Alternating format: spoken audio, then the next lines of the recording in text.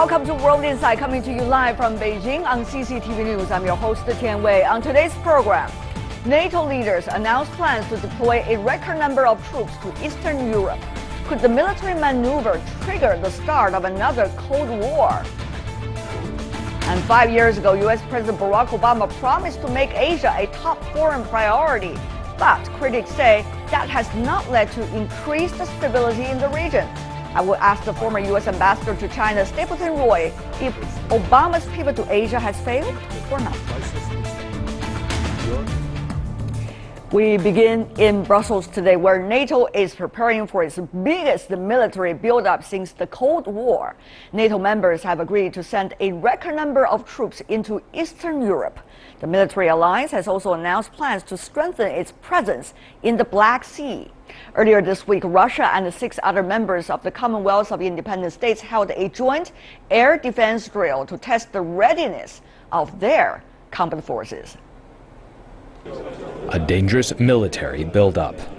After a 2-day meeting in Brussels, NATO defense ministers say they are ready to stand up to Moscow amid fears of Russian aggression along the NATO-Russia border. Close to our borders, Russia continues its assertive military posturing, including with massive non-notice exercises. The military alliance says it will honor its pledge to deploy 16,000 troops to Eastern Europe by 2017, NATO's deployment since the Cold War. The group also plans to send more boats to the Black Sea. NATO does not seek confrontation with Russia. We don't want a new Cold War, and we don't want a new arms race. And therefore what NATO does is defensive, and it is proportionate. As NATO leaders met in Europe, Russia abruptly withdrew a request to dock one of its warships in Spain. Madrid warned Moscow it might deny the ship permission to refuel at one of its ports, after senior NATO leaders warned the vessel could be used for Russian military missions in Syria. Moscow says NATO has no reason to worry about a Russian military presence in the Mediterranean, and denies NATO accusations that the ship will be used to attack Syrian rebels. Tensions between NATO and Russia are running high. NATO members are busy arming themselves against perceived Russian aggression. Moscow says the US-led military group is overreacting to an imagined threat from the east. And for more on the NATO defense ministers meeting and the blueprint for the future defense, we are joined in Brussels, Ian Lesser, who is a senior director for foreign and security policy at the German Marshall Fund. Meanwhile, we're also joined on the phone from Moscow by Alexander Lukin, who is the director of East Moscow State Institute of International Relations. Welcome to both of you, gentlemen. First of all, may I have the opinion from Professor Lukin briefly, if I can? Professor Lukin, what do you react? How do you react, really, to the latest plan of NATO deploying more troops in the Black Sea and also responding strongly to the Russian actions and rhetoric? I think we should be calm in Russia and don't react in any way, politically, because NATO is an organization which has no reason to exist in the first place. So they're desperately looking for an enemy, and now they're very happy about it. Militarily, of course, Russia is reacting, and it's reacting proportionately and takes military measures to answer or meet the NATO's military buildup. Okay. But I think that we should not be too much excited about it. Mr. Lesser from the German Marshall Fund, are you excited about it, the latest plan?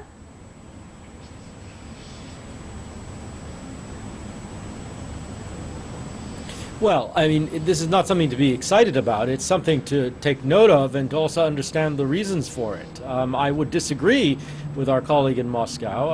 I think there's a great deal of concern, especially in those NATO allies who are in Russia's region, in the north and in the east of Europe about what Russia's intentions are. And of course, there are very good reasons for this. I mean, part of it goes back to the occupation of Crimea. Part of it goes back to Russian activity in Ukraine as a whole, back to the Georgian War, if we want to go further back. But I think in a more proximate sense, there's simply a great deal of concern about what Russia is up to with its concentration of military forces, snap exercises, nuclear threats, other things. Now, I can understand that from the Russian side, there are similar historic concerns about NATO intentions. I mean, I think we need to deal with that reality. The problem, of course, is that in the meantime, we don't have a good understanding of each other's intentions. And at the same time, we're doing things that incur all sorts of risks of military accidents. Mr. Lesser, I certainly don't think this is something that is being pushed or led by NATO. I think it's something that, frankly, started on the Russian side. Okay, Mr. Lesser, may I present to you earlier an argument coming from Professor Lukin, and I really want you to briefly respond to that. That is, to him, it seems that NATO, an organization, does not have a mandate for existence. And apparently they have found one, Russia, to save its life in a way, to save NATO's life. How would you respond to that? About the necessity of the existence of NATO today, after the Cold War?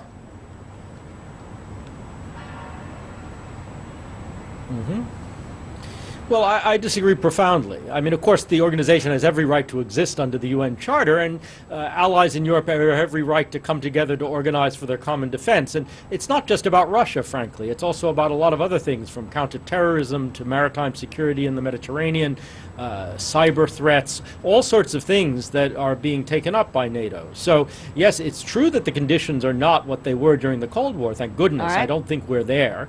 But there's still plenty of concerns about European security and plenty of reasons to have this transatlantic link, and that's what NATO does. Well, Professor Lukins, what do you make of the arguments from your German counterpart, for example, about the Crimea, about the Syria? They say, well, Russian has made efforts. Well, American, actually.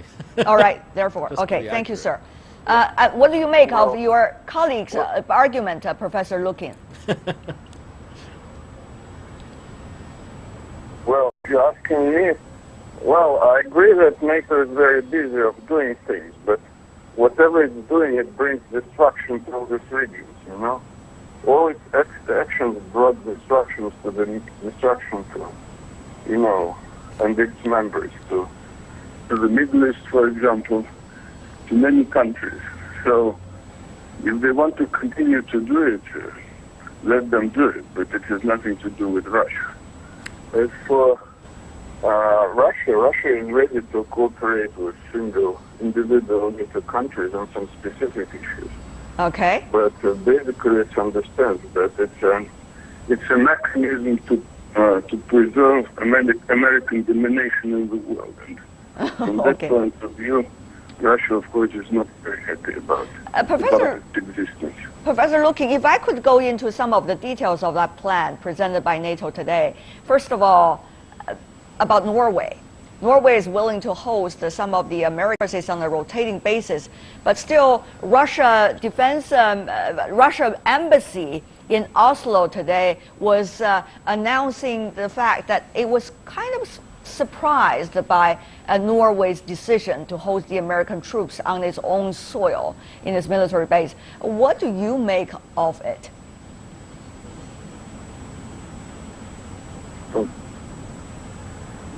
Well, from the very beginning, you know, Russia has stormy relations with NATO.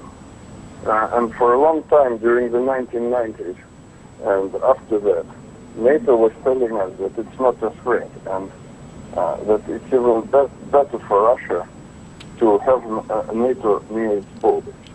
And now we have, you know, NATO. We have NATO troops right at our borders. Now they're telling us that it's best for everyone if they deploy more and more troops in our neighboring countries. Of course, Russia has to react somehow.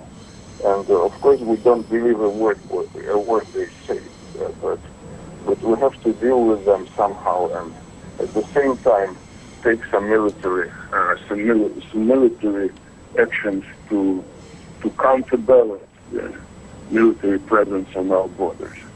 Okay, let's come back to our American guest. I want to confirm once again, Mr. Lesser, what's your take about the apparently tiny little steps taken by some of the countries, as some would say, if you look at the numbers, 800 more troops by the UK in some of the countries in East Europe, for example, in Estonia. And also, you got some forces, air forces, specific jets being sent to Romania. You've also got some of the other troop deployment, very small in number, in other Eastern European countries. Is this more of a gesture? Is this more of kinds of hard negotiation among countries of NATO members that come up with this apparent solution? Is that really the solution if the threat is as you earlier described? Mm-hmm. Well, there's no. Let's have Mr. Lesser. These numbers, Let's have Mr. I think Lesser the on alliance that. intends this to be more than symbolic. I mean, it's a matter of. Go ahead.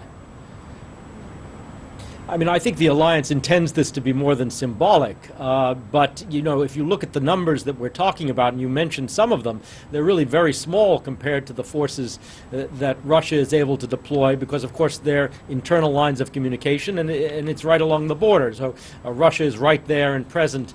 So the balance of power in conventional terms is still, I think, very much in Russia's favor, and this is precisely what concerns countries like Norway, countries like the Baltic states, countries like Poland, who are very much concerned that with Russia in the last years, the territorial order in Europe is no longer secure, that borders apparently can be changed. But you know, Mr. Lesser, I have to and confirm my question again. I have to put it once again to you.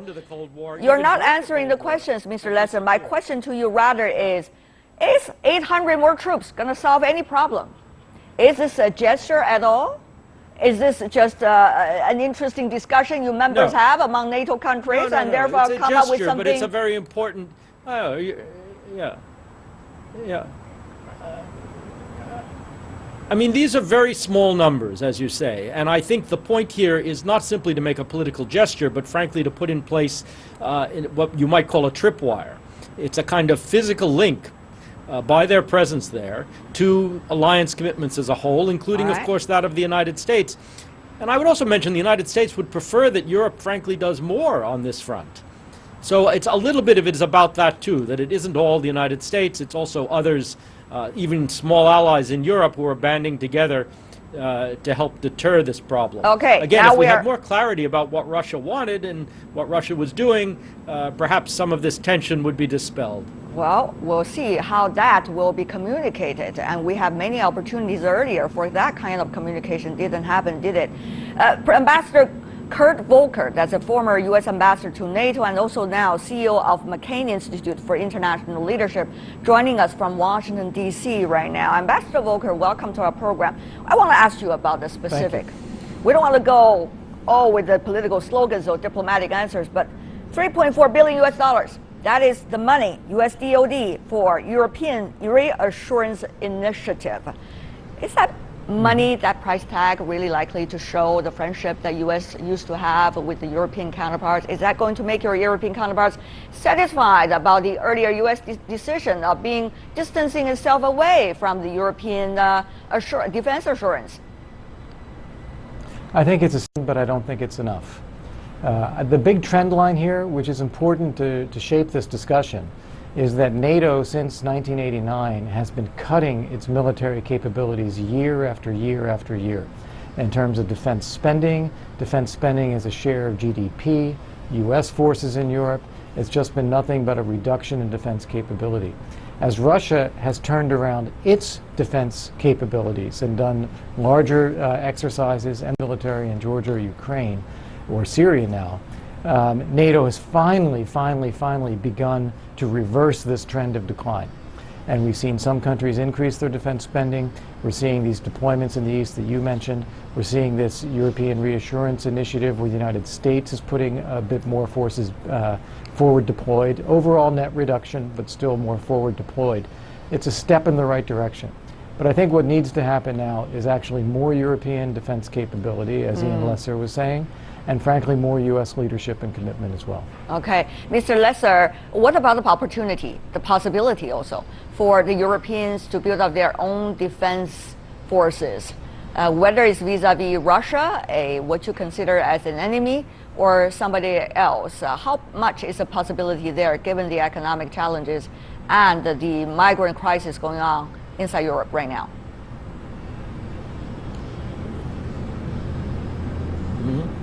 Yeah.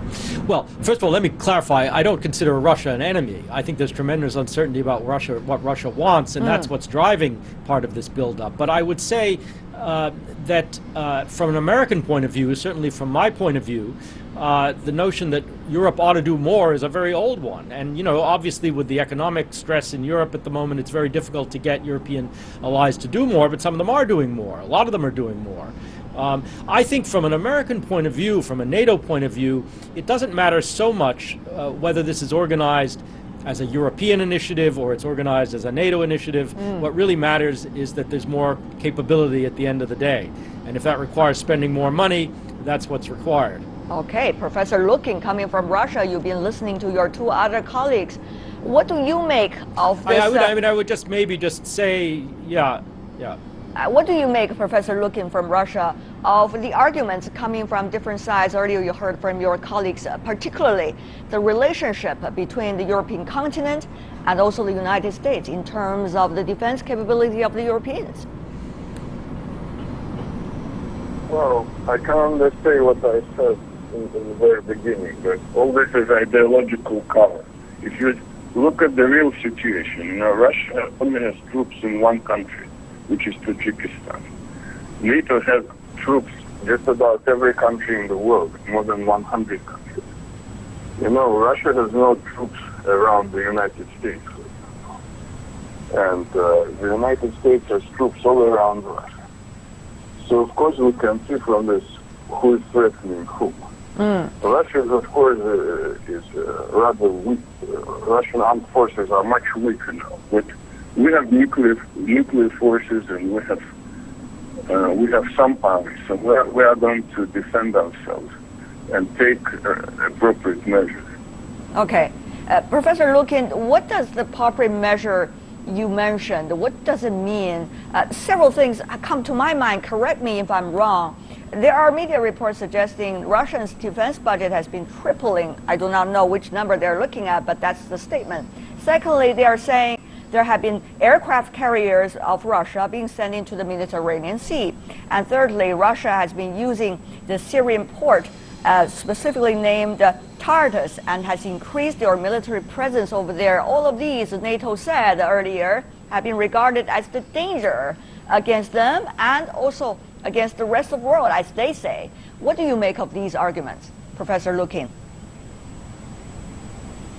What is the argument about? I don't quite understand. Russia is fighting terrorism in Syria, and the United States, for example, is helping terrorists in Syria. It actually armed the terrorists there. Well, they say that they armed not terrorists, but the armaments, the weapons somehow ended up in the hands of terrorists. So, of course, Russia sent some additional troops to fight the terrorists, and we have an agreement with the legitimate government in Syria, which invited our troops. So what's so strange about it? The question is what the United States is doing there, because nobody invited them. Okay, well, I have to ask Ambassador Volker to answer that question. It's directing at the United States. So Russia is there with the invitation of the Syrian government. What does the U.S. doing there? And why would you consider Russia as the enemy? Russia never considered you as the enemy. Two separate questions, very important, both of them. Let's start with the enemy image. You're absolutely right. The United States does not consider Russia as an enemy, has not considered Russia as an enemy. From the collapse of the Soviet Union forward, we've tried to work with Russia and partner with Russia in any number of ways, including through NATO, but also bilaterally, including the NATO-Russia Council. And Russia has chosen to maintain an enemy image of NATO, that the fact that independent countries like Lithuania or Poland or Slovenia want to be part of NATO, Russia chooses to view that as an encirclement of Russia, which is as far from the truth as it could be. Similarly, countries like Ukraine or Georgia want to exercise their independence, and Russia has invaded them. So Russia has kept this enemy image of its neighborhood and of NATO, which is a shame because it's not what the United States or Right. NATO wants. When it comes to Syria, the Assad government is responsible for attacking its own population and has killed hundreds of thousands of its own people. Those people have then risen up to rebel against the Assad government. So you have the ongoing civil war inside Syria, Okay. largely dominated by a Shia government and a Sunni opposition. Inside of that, you also have ISIS. The United States is interested in fighting ISIS, and we're also interested in working with groups inside Syria who will fight against ISIS with us. All right. Some of those groups also oppose the Assad government. We have heard arguments from both sides. NATO's influence in Eastern Europe has expanded in recent years. If you take a look at this map, you will have better understanding. 3 post-Soviet states, Estonia, Latvia, and Lithuania, are now members of the military group. Earlier this year, NATO announced plans to station more troops in the Baltic, right on Russia's front door. Meanwhile, Moscow also condemned the move and increased its military presence along its western border in response. The Russian army also regularly conducts war games and training exercises in the region, sometimes with a huge number of troops over there for the joint exercise. Having said that, though, it seems that there has been an opportunity, Professor Looking, if I could invite your advice here. The NATO side, right after their meeting, they're suggesting, well, maybe ambassadorial level of negotiations and discussions can go on right after this NATO summit. What do you make of that possibility? Is Russia willing to take that step and communicate? Will communication really solve the problem? Well, I've argued for a long time that we should not have any relations with NATO. Unfortunately, my government believes that we should have some relations, and we actually had stormy relations. You know, they broke. We had some agreements, but they broke also several times. So I don't think any use of talking to such an expansionist organization as NATO. I think we should talk to individual countries instead. But I think that the Russian government will still continue talking to it. You know, we have a representative at the NATO headquarters, and there are some talks going on. Okay, Professor Alexander Looking from Russia, Ian Lesser from German Marshall Fund, and also Ambassador Kurt Volker from the McCain Institute of International Leadership in the U.S. Thank you so much, gentlemen, for the three of you for joining us and here helping us to understand different sides of perspectives. Thank you. Still to come, 5 years ago, U.S. President Barack Obama promised to make Asia a top foreign policy priority, but critics say that has not necessarily led to increased stability in the region. I will ask the former U.S. Ambassador to China, Stapleton Roy, if Obama's pivot to Asia has failed or not.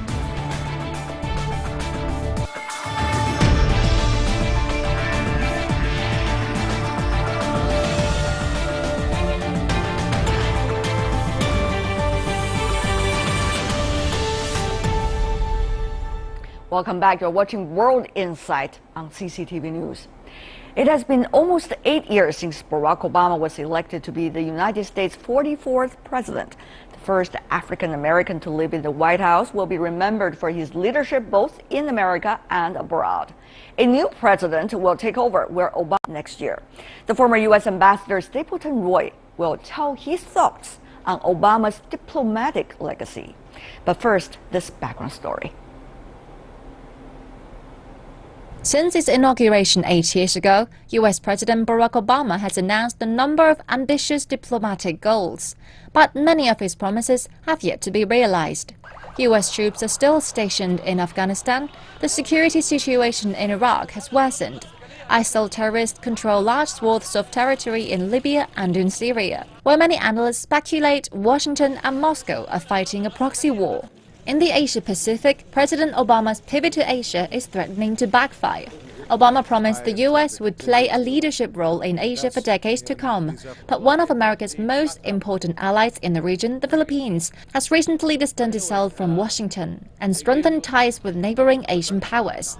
Obama imagined the U.S. could play the role of peacekeeper in the region, but an increased U.S. Navy presence has only raised military tensions in the South China Sea. Meanwhile, the deployment of a U.S. missile defense system in South Korea has disrupted the regional balance of power on the Korean peninsula, and the DPRK has responded with threats to expand its nuclear program. Western sanctions have proved ineffective in swaying leaders in Pyongyang. Many experts say Obama's planned pivot to Asia has been poorly executed, and his moves in the region are like a bull in a china shop. Do you want me to give you a very frank answer? I think that's the only thing I really want. Okay. Ambassador Roy. I think we have made enormous mistakes in our approach to the Middle East. I think that the crisis between Europe and Russia over Ukraine is partly because of a flaw in American foreign policy in handling that issue. In East Asia, I think that by and large the foreign policy of President Obama has been sound. It's been compatible with China's continued rise. It has enabled us to cooperate on a whole range of issues. We now have military-to-military contacts that are better than any time since the 1980s. Both sides want to expand those contacts. Ambassador Roy, some were suggesting that the Obama administration came into power regarding its policy in Asia-Pacific, particularly China, with the perception that it has been outdated, its policy. Therefore, it has to be a new one.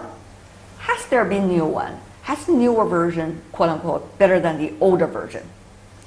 Well, I would say our policy toward China has developed. But my recollections, and they're very clear, because I was part of a small dinner with Secretary Clinton within a month of her becoming Secretary of State in 2009, before her first trip to Asia. And we discussed China, and we discussed our relations with Asia, and it was at that dinner that she made the decision that we ought to join the East Asia Summit. And her comments about China were all positive in terms of the way we were looking. And I recall specifically that one of the goals of the Obama administration was to not make the mistakes of earlier administrations of getting off on the wrong foot with China, having tensions rise. Their deliberate approach was to try to play down bilateral issues during that first year. But that might be 2009. But what about later? What about later? Later? With the pivot to Asia, rebalance in Asia, China take it very differently from what the U.S. preached. No. China defines the rebalance to Asia as an effort to contain and hold down China's growth. I totally disagree with that view of it. And the facts support my view in my judgment. What are those facts you have in your mind? $600 billion of bilateral trade. That has always been the tradition. The bilateral trade has always been very strong. What was the high point of the relations? What was our biggest strategic competitor during the Cold War? Soviet Union? What was the most trade we had with the Soviet Union? 4.5 billion. Our trade with China is over 100 times bigger than it ever was with the Soviet Union. Will that be the fabric that's really likely to stabilizing the relationship? That's the big question mark. I think the goal of the Obama administration was to maintain our presence in East Asia because that was necessary for a rising China to be able to continue to rise peacefully without destabilizing the region. Do Chinese think that China can become the strongest power in the region with the United States withdrawing and that all the countries around China will consider that to be a healthy situation? That would be fantasy thinking. China is faced with a security problem. It wants to be more secure, but at the same time, if it is totally secure, all of its neighbors will be insecure. The American presence enables China to be more secure without threatening the security of its neighbors. Well, you're coming from the diplomatic circle. From the military, it might be a different story. We heard some rhetorics over there at the time. I think both China and the United States have made a mistake by letting the military become too much of a spokesperson for our interests in the South China Sea and by emphasizing the military aspect of relationships too much. That's why I thought it was particularly important when President Xi Jinping on the White House lawn said China, with respect to the Nansha, 无意搞军事化. That was a very important statement. Militarization. No intention to carry out militarization of the Nansha. I happen to think that he was serious when he made that statement, and I think that both of us should be working. That's why we hope that the Philippines and China will be able to reach agreement to lower tensions, because if China and the Philippines can lower tension in the South China Sea, I think it'll be much easier to lower tensions generally and to get things back onto a diplomatic track. All the countries of Southeast Asia, including all of the claimants, and that means China too, have agreed to avoid provocative actions and to settle disputes through peaceful negotiations and consultations. The United States supports that. The biggest danger, Ambassador Roy, is uncertainty. And we see one of the biggest uncertainties right in front of us, that is your presidential election. We do not know between the two candidates who is likely to be in the White House and what their agenda might be, whether in Asia Pacific or worldwide, particularly towards China. What do you make of the potential, Ambassador Roy, given your political wisdom and experiences? Well, let's look at it from two standpoints. Let's assume that Hillary Clinton gets elected. In terms of her, we have to look at two things. Will she get off a good start with China, or will she have a difficult first year? My experience has been that our relationship with China is based on national interest. If we have bad relations with China, it begins to hurt us. One of the reasons is all of China's neighbors, when China does not act threateningly toward them, want to have a good relationship with China so they can enjoy the economic benefits they get from that. If we tried to gain support in East Asia for a containment policy against China, we wouldn't get it. East Asians don't want to choose between China and the United States. And my advice to Americans is, don't talk leadership in East Asia. Why? Because no one expects China to follow US leadership, and nobody expects the United States to follow Chinese leadership. What the countries of East Asia want is for us to be engaged in East Asia. And that's what they're worried about now. They're worried about because Donald Trump talks as though he may walk away from our alliances. He talks about Japan and South Korea having to go nuclear so they can defend themselves. Both candidates have walked away from TPP. I think that's an enormous mistake. And I think if Hillary Clinton becomes president, one of her biggest problems is going to be trying to restore confidence that the United States is going to remain economically engaged in East Asia. So in other words, it's not going to be the security challenges, it's that issue that will become one of the first things she has to deal with. But she will also have to deal with the perception in the United States that North Korea is on a very dangerous track and may be able to threaten US security in the near future, meaning over the next 5 years, in ways that many Americans consider unacceptable. It really depends on what kind of advisor she has. In the case of Mrs. Clinton, I know most of the people who will be her advisors, and they are good, experienced people. That's one of the problems with Mr. Trump. If he were to become president, he has no track record. Having said that, though, what if situation really dramatically changes? What would be the mechanism, Ambassador Roy? This is an urgent question, and it's a real question. The mechanism? The mechanism to control if there were any damage in the future. Well, China and the United States have the best mechanisms we've ever had to deal with big problems. Our presidents meet regularly. Right. We have the strategic and economic dialogue. We have a military-to-military dialogue that is actually active and healthy. We now have dialogues at all sorts of levels. That would be able to do the job, even with a new president that's thinking very differently from the previous ones. I frankly have confidence that the leadership in China and in the United States is sufficiently intelligent to be able to manage these questions. Why?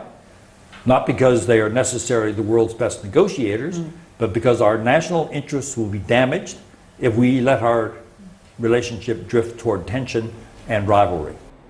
Former U.S. Ambassador Stapleton Roy is a well-respected senior U.S. diplomat specializing in Asian affairs. He spent much of his career in East Asia, where his assignments include Bangkok, Hong Kong, Taipei, Singapore, Jakarta, and of course, several times in Beijing. Roy grew up in China, has a clear vision for U.S.-China relations. He said his diplomacy is rooted in his childhood experiences in China and his interactions with real Chinese people throughout his life.